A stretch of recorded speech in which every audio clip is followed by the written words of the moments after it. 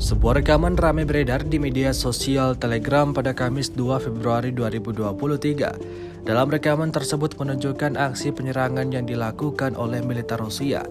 Keberadaan prajurit angkatan bersenjata Ukraina lagi-lagi berhasil terdeteksi oleh pasukan pengintai Rusia. Di dalam parit terlihat tentara Ukraina sedang beroperasi.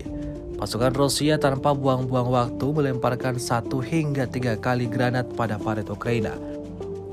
Alhasil ledakan dahsyat terjadi membuat tentara Ukraina lari kocar-kacir menghindari ledakan yang dilemparkan militer Rusia.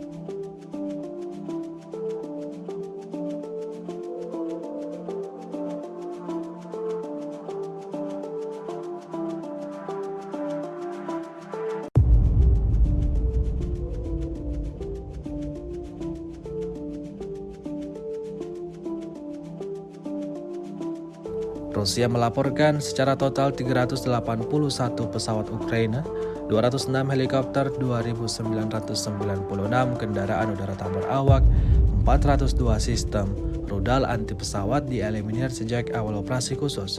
Sementara itu dari kubu Kiev, Kementerian Pertahanan Ukraina melaporkan 920 tentara Rusia dieliminir dalam sehari terakhir.